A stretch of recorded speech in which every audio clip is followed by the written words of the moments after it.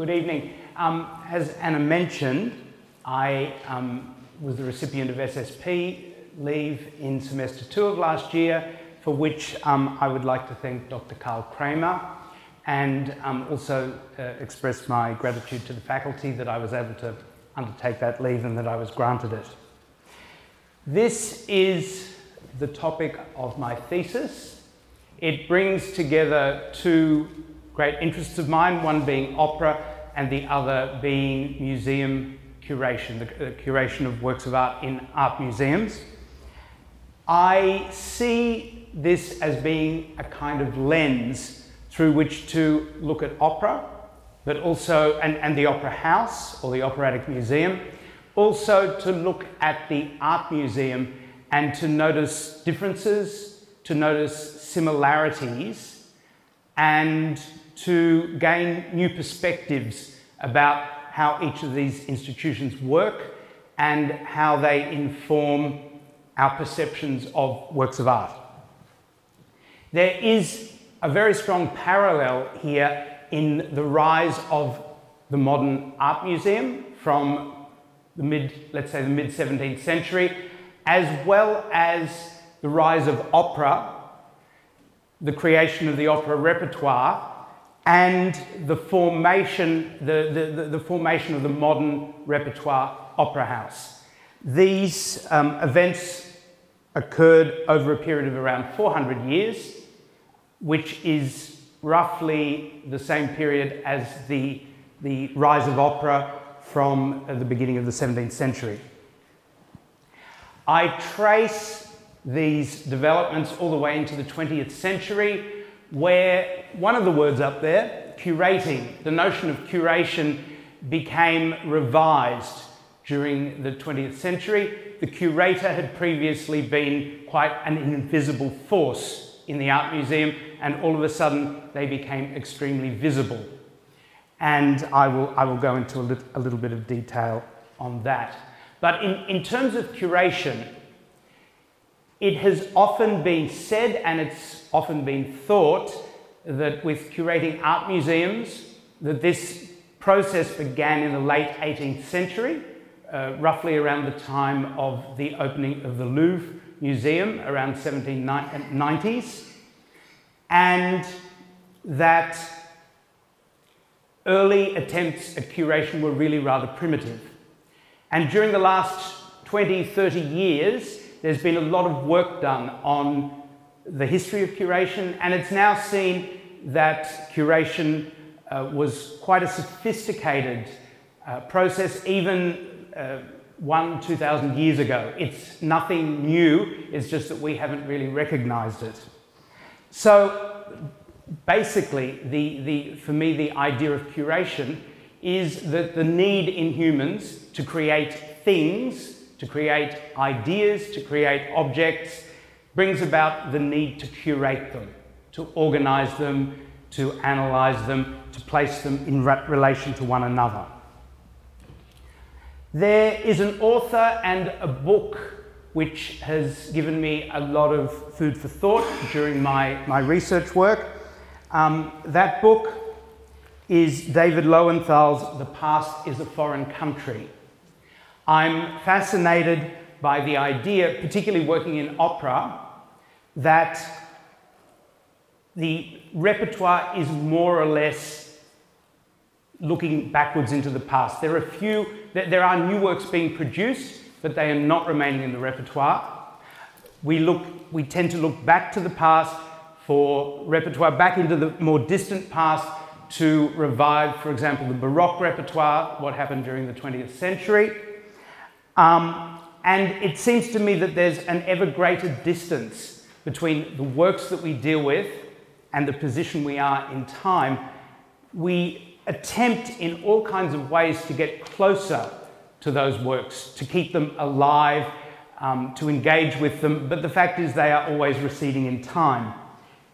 That is probably better said by David Lowenthal, and this is the quote here: "The past is a foreign country whose features are shaped by today's predilections, its strangeness domesticated by our own preservation of its vestiges. Preservation has deepened our knowledge of the past, but dampened our creative use of it. The past, once virtually indistinguishable from the present, has become an ever more foreign realm, yet one increasingly suffused by the present. I should also say that the subject which I embarked upon is absolutely enormous. It's far too enormous. In the thesis work I've done at this point, I have focused on some works of Gluck, the main operas of Mozart, and gone as far as Beethoven. If I continue with this line of inquiry, and I would very much like to, it's probably going to keep me busy for the next 30 years. So I would like to begin just to give you an idea about what happened when the art museum and the operatic museum became institutionalized. And the major issue here is that the works of art which entered in, the operas, the plastic works of art that entered into these institutions, became transformed in many subtle and not so subtle ways. What you have here is a picture of André Malraux, who was writing during the 1950s, the 1960s, about the imaginary museum of art history. This was a notional idea that the great works of art, a number of which are on his living room floor in reproduction, that the great works of art form this notional idea, a notional museum. This is also related to the work of R.B. Warburg, who created an atlas of Yosemite with a similar idea in mind. What André Malraux wrote was that art museums were so important to the artistic life of the 19th century and are so much a part of our lives today that we forget that they have imposed upon the spectator a wholly new attitude to the work of art. By incorporating an object into a museum, it becomes divorced from its original context and function. It transforms into an abstract item and becomes part of the imaginary museum of art history. This is what Malraux wrote in the mid-1960s. Similar things are still being said today by a new generation of curators, and I wanted to give you another version of fundamentally the same thing. In dealing with the modern wave of curators, one has to get used to a certain kind of jargon and a certain type of expression, and this might give you an idea of what one is sometimes up against. To study the practice of curating is to reveal the ways in which art has been displayed, mediated, and discussed as part of our histories of exhibition making. To write about any aspect of the curatorial is to think about how the exhibition of art has become part of the developmental process of conceptualizing ways in which art and its contexts are understood. Very much part of the remit of the modern curator is to write and rewrite and bring alive the history of curation. They feel very strongly that curators have been an invisible force, that they have not been properly seen for their work. And indeed, when one looks at the Opera House, one also sees groups of curators who have not been accepted or celebrated as such. At different times, curators could include conductors, composers, singers, librettists, stage directors, potentially funding bodies, government bodies. There are many. There is a kind of a curatorial war which takes place within the Opera House and within the world of opera. Just to give you a couple of ideas about the effect of bringing artworks into the museum. Here is a fairly clear example, a painting you may well know, The Ambassadors by Holbein from 1533. If you look down at the bottom of the picture, you see a strange figure, an anamorphous, crossing the painting. And its exact form and its exact relation to the rest of the painting isn't particularly clear until we realize that this painting was meant to be hung above a doorway. And it was painted specifically for this purpose, so that when the viewer would pass under the painting through the doorway, at the very last minute, the foreshortening process would come into action, and this thing down the bottom of the painting will appear as a skull. So it's a little game on the part of Holbein, but it shows very clearly that this painting needs to be displayed and needs to be perceived in a very particular way in order to make sense. Now, that is perhaps a slightly extreme example, but it is the case that any painting that is brought into an art gallery is potentially coming out of its natural context. With, say, an altarpiece that's been painted for a specific church, that is perhaps been, the artist has taken into account the lighting that the painting is going to be displayed in, the kind of architecture that is going to surround the picture, and also its purpose and its significance. All of these things change when a work enters an art gallery. And what kind of an art gallery? It may be decorated, it may be a 19th century room that the picture hangs in, it might be a 18th or 19th century, or it could be the so-called white box or the white cube of the modern art gallery.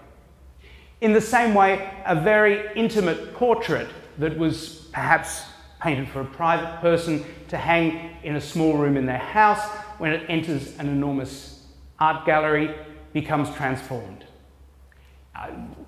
To quote a very famous example, it's fairly certain that the Mona Lisa was not meant to be seen by however many tens of thousands of people a day. People weren't supposed to queue up to get a glimpse of it. It has become something that the artist never envisaged, never intended. It has taken on a different kind of life. In this way, the museum becomes a kind of a construct. We see it quite closely in American museums, where American museums are often particularly well funded, so they can afford to do things like buy entire rooms out of a French chateau that's being demolished and very, very, very exactly transport them over to America, where they might also have a room out of an English house. They might have a room out of an 18th century townhouse in Boston, let's say, and all of these rooms come into one building and one can pass between the rooms, and they're all absolutely authentic. We have an example of it in Melbourne. We have Captain Cook's Cottage from Whitby, which is, I think, in the Fitzroy Gardens, and it's been brought to Australia brick by brick. The point about the American Museum is that you can pass through a couple of hundred years of history, many different cultures, just by walking between rooms. And the experience is potentially absolutely authentic. These things have been exactly recreated, except they're not real, because in life one can't pass between all of these different rooms and times and cultures. It's what Umberto Eco refers to as hyper-reality, a kind of reality which is notional and doesn't really exist. The institutionalized art museum, which developed through the 19th century, went along very nicely for a long time, and then a number of artists particularly surrealists, particularly the futurists, the constructivists, and here we see the Dadaists, became quite unhappy with the function and of the museum. The Dadaists decided to subvert the conventional form of art exhibitions. Artists became aware of the division that had developed between art and life, for which they blamed bourgeois museum institutions. Artists of the early avant-garde began to relinquish a measure of their authorial control and inspire spectators to move from being passive recipients of art objects to more active participants engaging directly with art. This is, of course, Marcel Duchamp's 1917 ready-made. It's called A Fountain.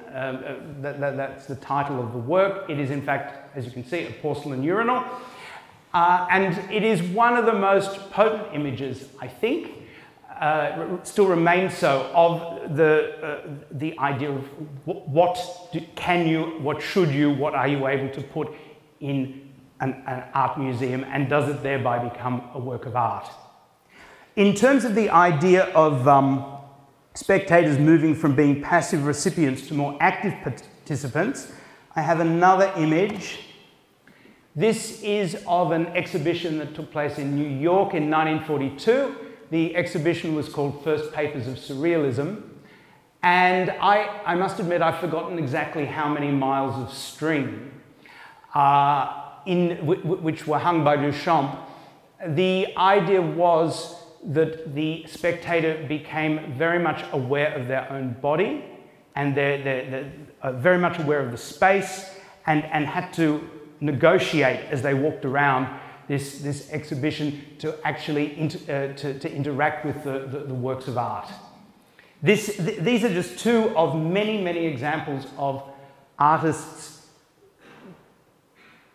rejecting the kind of museum culture which grew up during the 19th century. They saw it as being very self-satisfied, and starting to explore how people actually look at art.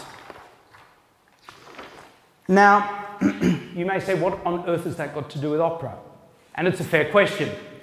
The operatic works go on a journey after their premiere if they are going to be successful. This process has been termed socialization. The idea that an opera will travel, it will go to different centres, it will take on different form, it will take on a life of its own.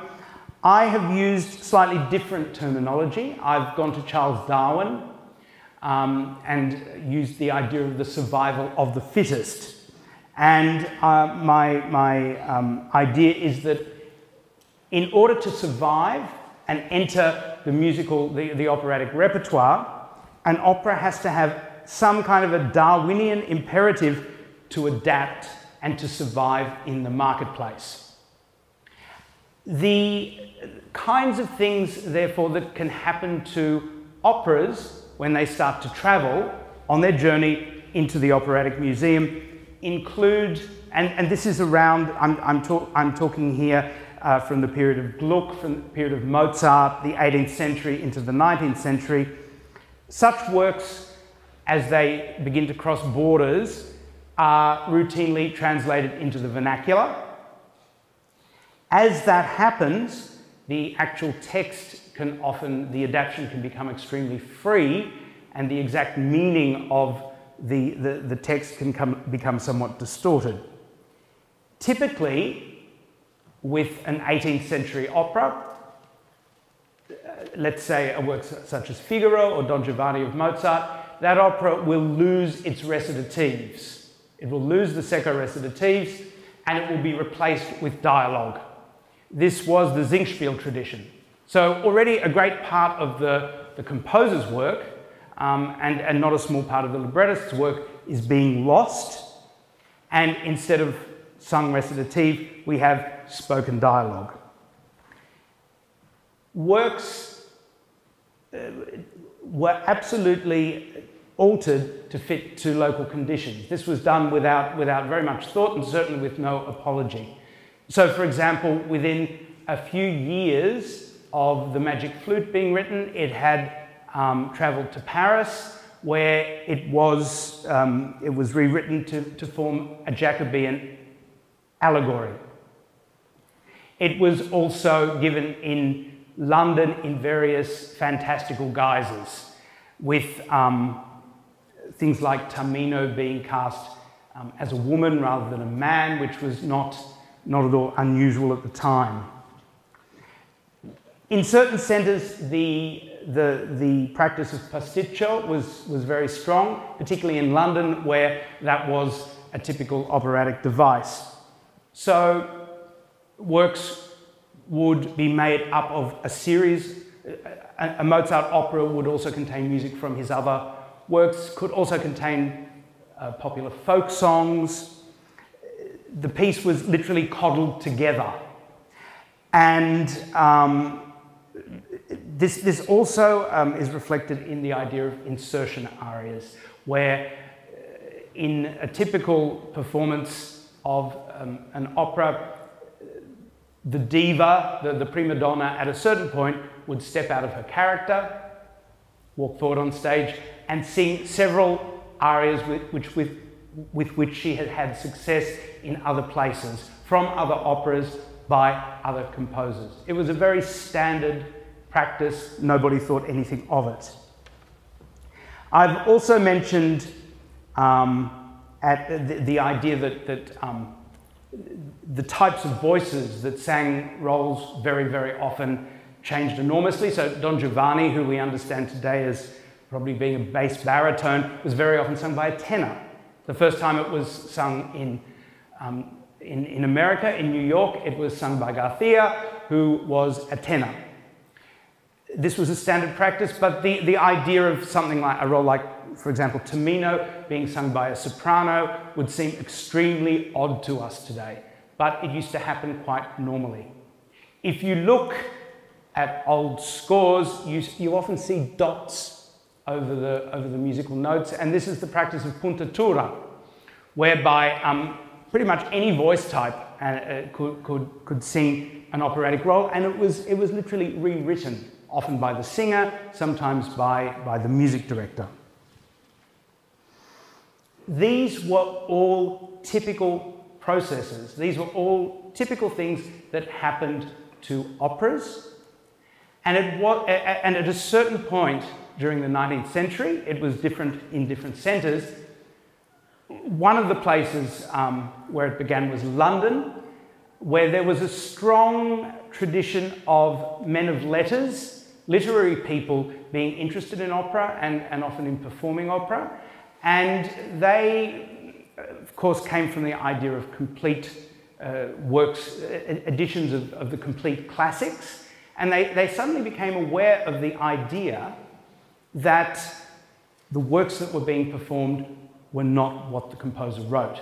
They were enormous adaptations, and sometimes quite embarrassing ones, sometimes quite silly ones. And they began this move towards Werktreue, or being true to the text as written by the composer, in order to reclaim what the composer had written.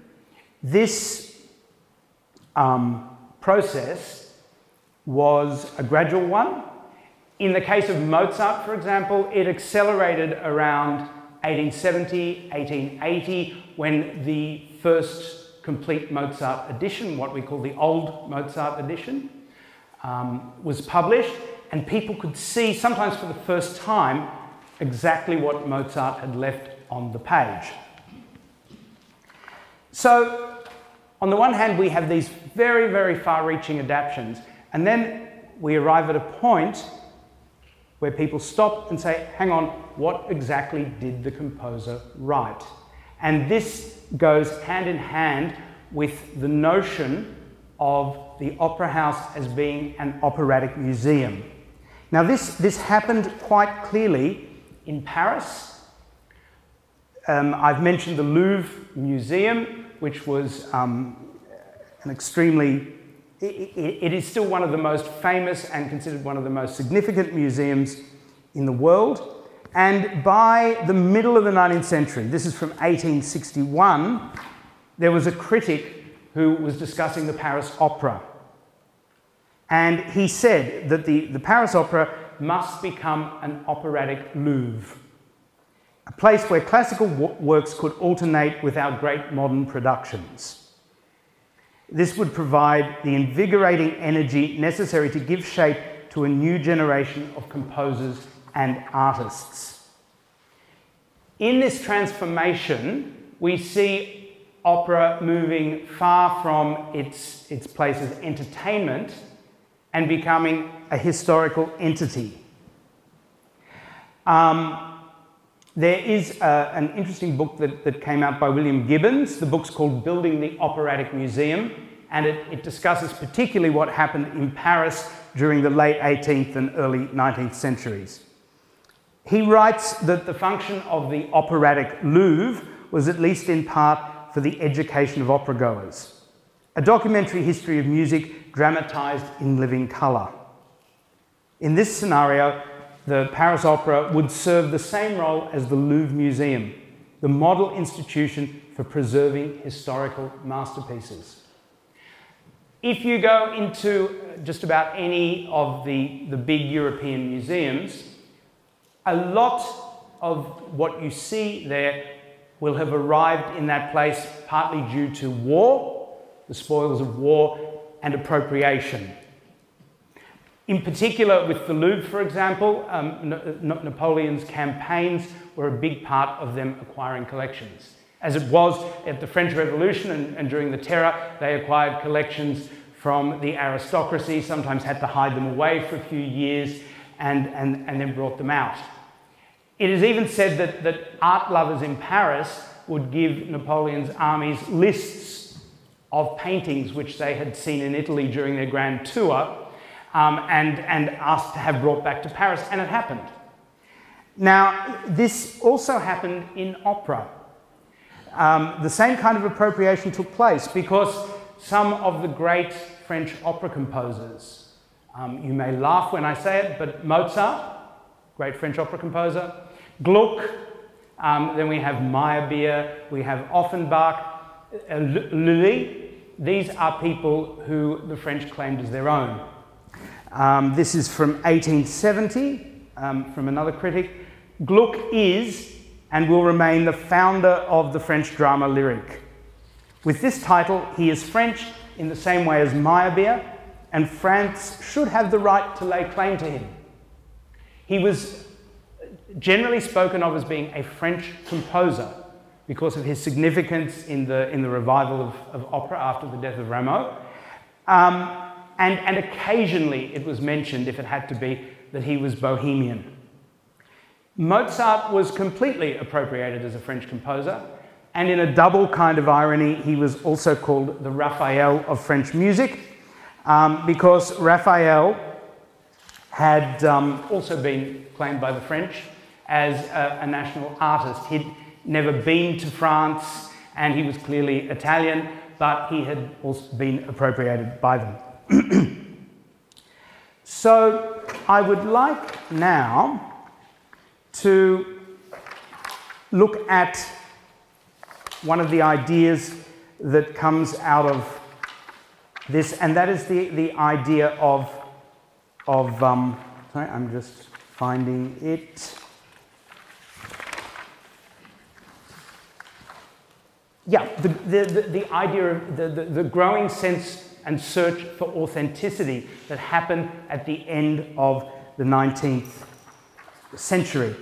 As I've said, there was the creation of the old Mozart edition, and there became a great interest in exactly what the composer had written, and with that came a search for the exact moment at which the composer had declared his work finished.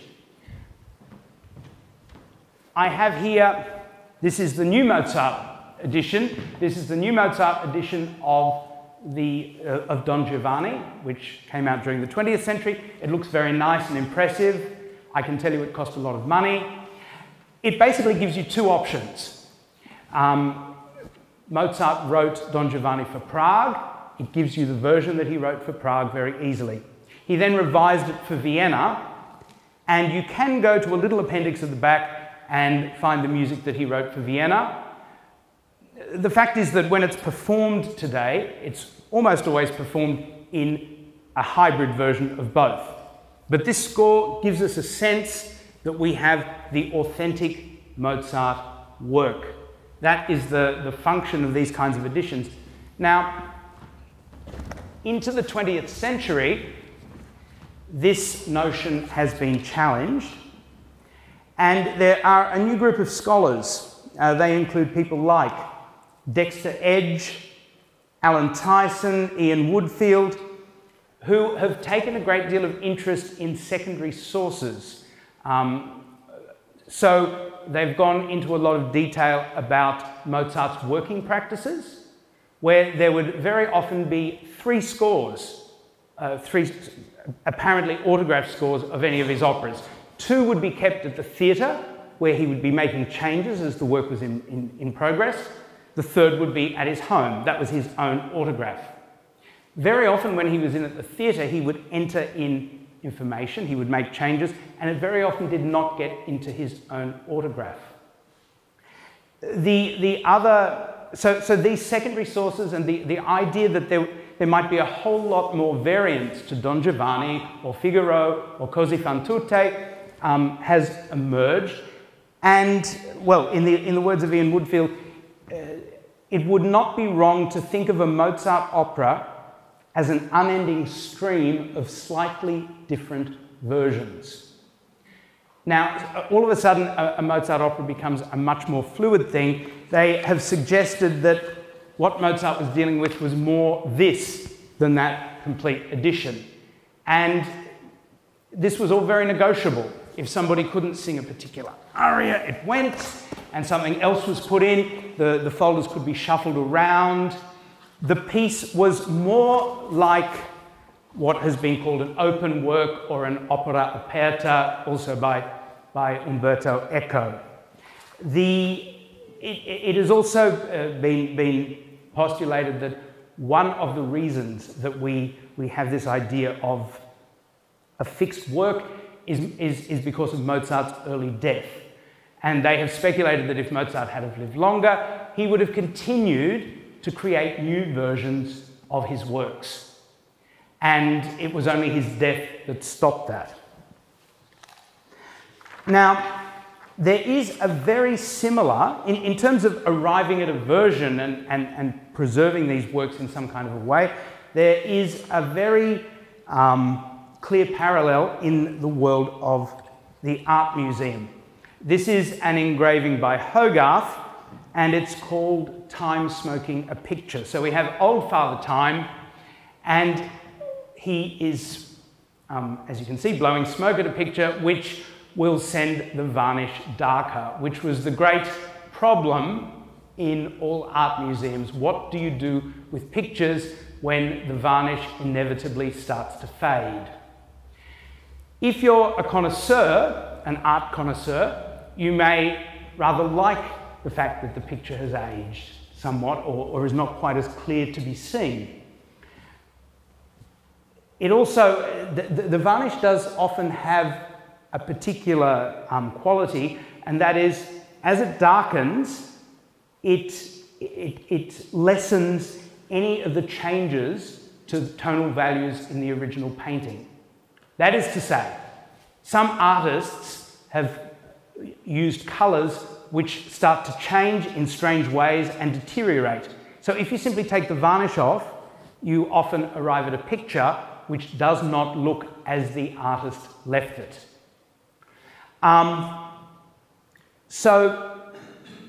During the 20th century, just in the same way as people are looking at Mozart's works and his working practices in a more scientific kind of way, art theory, and in fact the whole curatorial and restoration departments in art museums became much more scientifically based.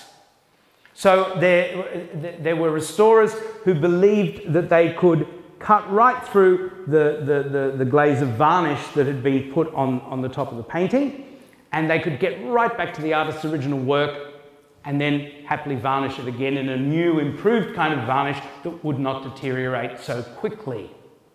Now, there are a few problems with that. This became what was called the cleaning controversy, and another word for it is the intentional fallacy debate. And the idea, again, is that scientists believe that they can get back to the exact moment when an artist finished his painting, declared it finished, left it, and the varnish went on. One problem with this is that artists often painted a painting, put a coat of varnish on, looked at it again, and started to touch it up to add final touches to it. Then put another coat of varnish on, add some more touches, another coat of varnish, so that if you remove the varnish, you actually remove part of the artist's work. There have been all kinds of theories about this. There have been all sorts of fights about it. It has possibly been more hotly debated in the world of the visual arts than it has in music, particularly in the press, because in cleaning these pictures, you were dealing with works that are, in some cases, worth tens or hundreds of millions of dollars. But there is also a theory that particularly during the Renaissance, that artists were masters of handling their materials, and that they knew perfectly well that their paints that they used, some of them were going to change slightly, and there are theories that they were not actually finishing declaring the artwork finished at the moment they stopped painting it, but they were projecting some period into the future. Some people have suggested 20 years, some people have suggested 40 years, when the painting would miraculously, all the values would suddenly form a harmonious and cohesive whole. So it can be seen that in dealing with operatic works, in dealing with works in art museums, we are very much victims of our own time. There has never been a generation that has looked back, certainly in art restoration, and said, wow, didn't the previous generation do a fantastic job of looking after these paintings? It's more looking back at the ruins of botched restoration jobs and lamenting the fact that a lot of works have been lost. I would like now to give you a very, very short journey through the beginnings of opera, looking in a parallel way at the rise of what was going on in art museums and what was going on in opera, and looking for a few parallels. This is an engraving of a Wunderkammer. So it's from the 17th century. The Wunderkammer were also known as Kunstkammer, or cabinets of curiosities. They were generally rooms, hence Kammer. They were collections of the fantastical, the weird, the perverse, sometimes the scientific, collections of objects. This could include artworks, it could include religious artifacts, jewels, works crafted in precious metals, exotic objects from far-off lands. The Wunderkammers have, until very recently, the last 30, 40 years, been regarded as slightly weird collections of objects without a lot of rhyme or reason to the way in which they were assembled. That has more recently been challenged as a view, and the idea today is that although some of these collections were very strange, Rudolf II in Prague had a dodo, for example, and odd things. A lot of these Wunderkammer were very, very carefully organised. They were the means whereby scientific and other study could happen, and that they were really the forerunners of modern science museums, and that they had a very particular function. Now, I'm going to draw a parallel here between what was going on with the Wunderkammer and what happened in the 17th century with the rise of opera.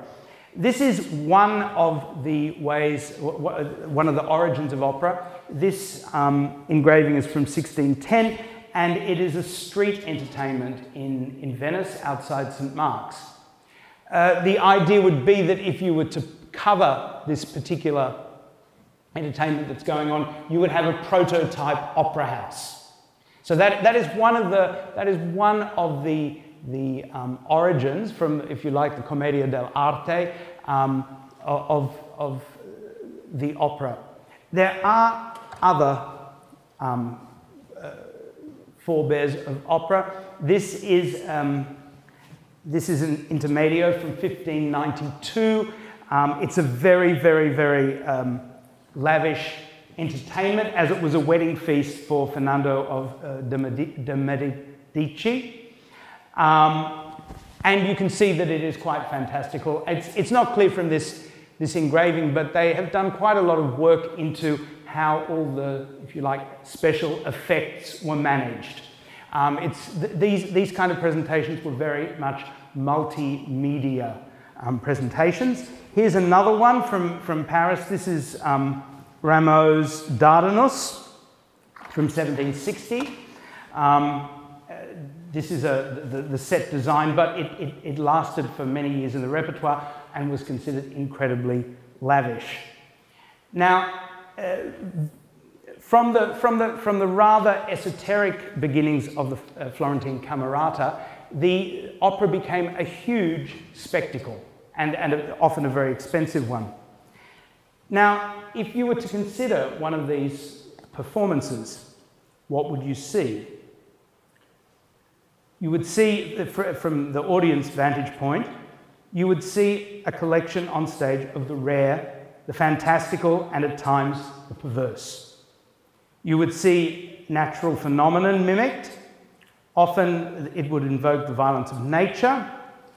All of this was happening in a constructed environment, revealed with expert precision and timing.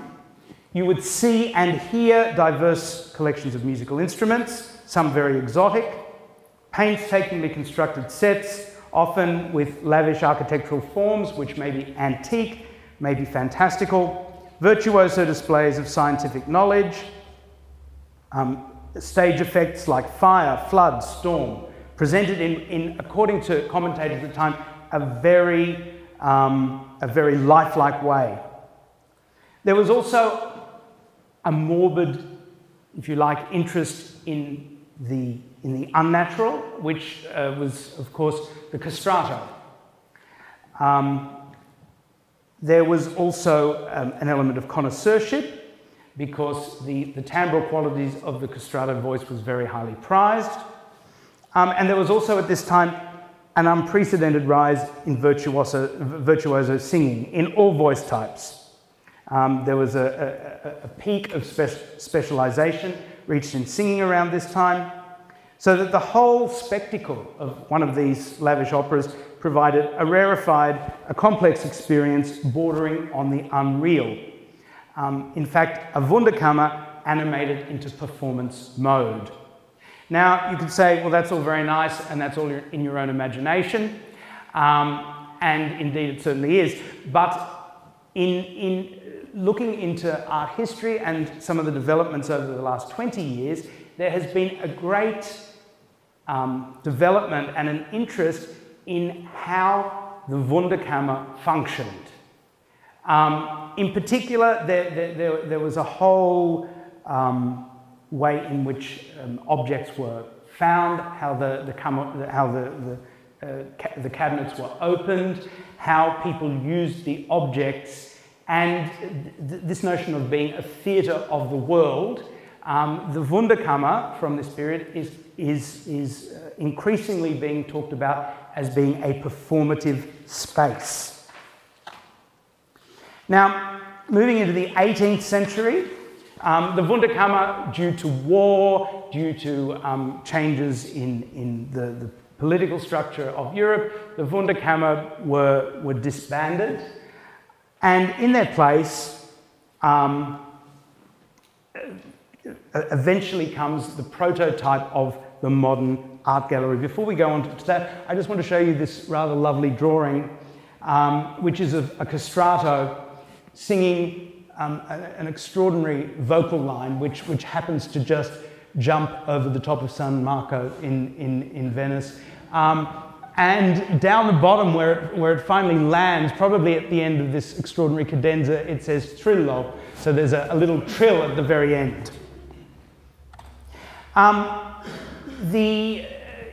During the 18th century, we have the rise of the middle classes. We have the Italian journey, which is undertaken by many people. And people from Germany would come back to, let's say, Central Europe and wonder where all the art was. And so a number of rulers started to either have wings built on their palaces or in fact, to open parts of their palaces to allow people in to see their pictures. This is from Pommersfelden Palace in Düsseldorf. The engraving is from 1728. And what we particularly notice is that the feng shui of the room leaves something to be desired. One might say these pictures are hung in a very cursory kind of way. The idea seems to be to get as many pictures on the wall as possible. It does have a certain parallel with the operatic, the forming operatic repertory of the time, that we gradually get into an idea of a fixed repertory, but it's a rather random thing, and it's not a particularly organized thing. This is another gallery in Italy with a similar confused sense of hanging that we would have a lot of trouble accepting today. This is the gallery in Dresden. From this engraving is from about 1830.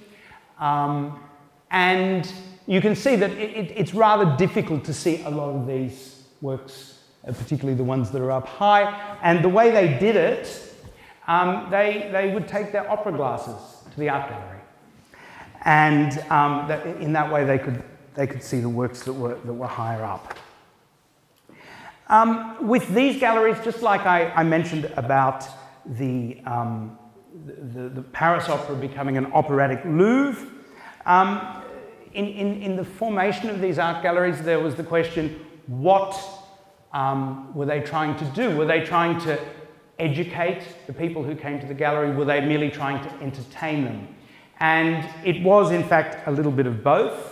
When they came round to building the Berlin, the Altes Museum in the early 19th century, they decided that the works of art should not only awaken the viewer's aesthetic perception, but also illuminate historical context. However, one of the curators wanted to turn the spotlight on those works of art that would have the most powerful emotional effect on the visitor. So we can see here the way that the art gallery began to form. We can see that early on, works were hung in a very cursory fashion. The idea that you might hang a gallery with one artist's paintings chronologically, or that works might fit into schools, this was all still to come, just as the formation of the operatic repertoire was also still to come. I'm going to jump here over to Richard Wagner. So we're moving through the 19th century.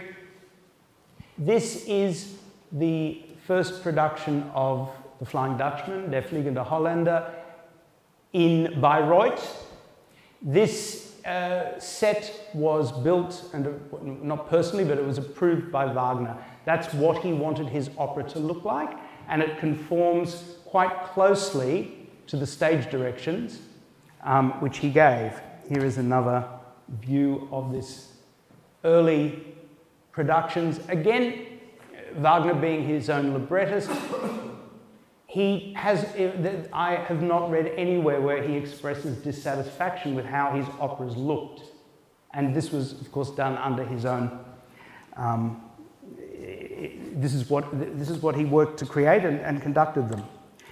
This is a rather odd-looking behind-the-scenes engraving of the Rhine maidens at the beginning of the Ring, how they were moved around, a far cry from what we see today. And they are the Rhine maidens themselves from the 1876 Bayreuth Festival. These are all from Bayreuth. We can see the effect from out the front. This is the original production of Parsifal, which was given at Bayreuth in 1882. So what we're seeing here is a very literal adherence to the stage directions of Wagner. Okay, the next slide is a little bit of a shock. This is nearly 70 years later, and we see the 1951 production of Parsifal with, in a production by Wieland Wagner. Wieland Wagner was an extraordinary force in the change of production styles in the post-war era. He was uniquely placed. He obviously was Richard Wagner's grandson. He was a co-director of the festival, the Bayreuth Festival, and he was an opera director. And he came up with the idea that Wagner's stage directions were reflections of Wagner's own inner visions, and that in realizing them on the stage, one could take, in a sense, one could not take them literally, but use them as a starting point for creating something quite different. This is Wieland Wagner's production of Meistersinger von Nuremberg, where you do not see Nuremberg. And this is the third act of Walküre, again in Wieland Wagner's production of 1955. Something has changed here, and what has changed is that the librettist has started to drop out of the scene.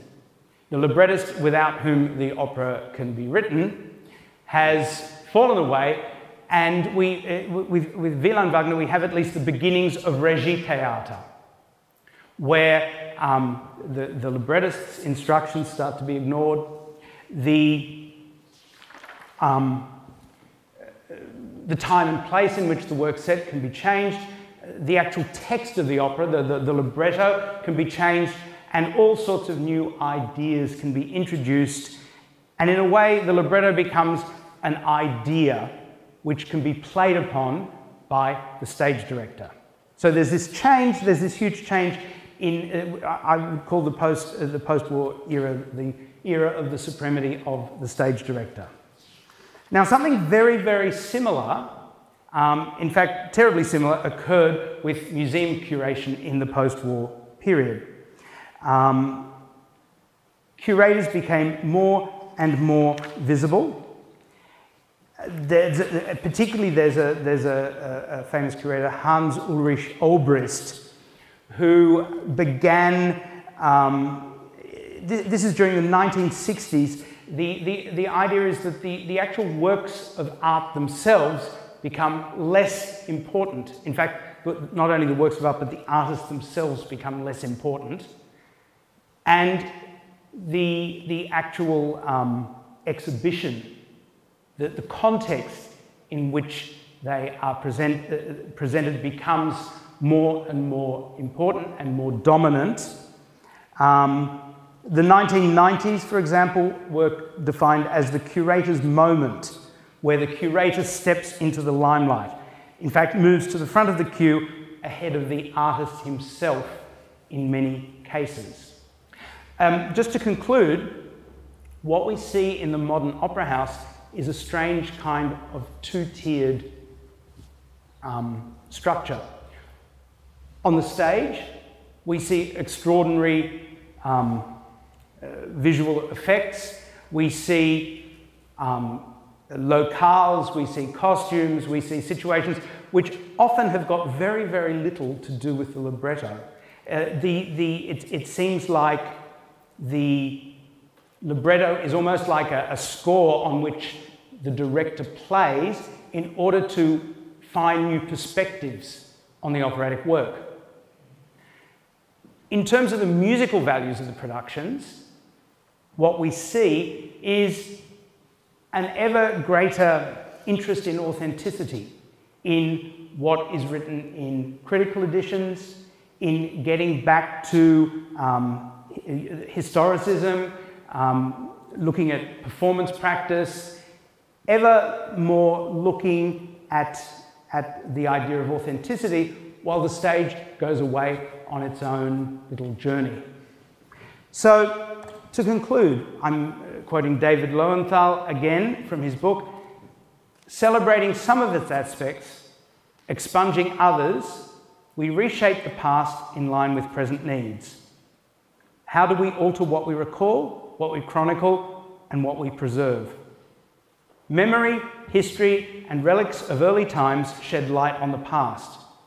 But the past they reveal is not simply what happened, it is in large measure a past of our own creation, moulded by selective erosion, oblivion, and invention. Thank you.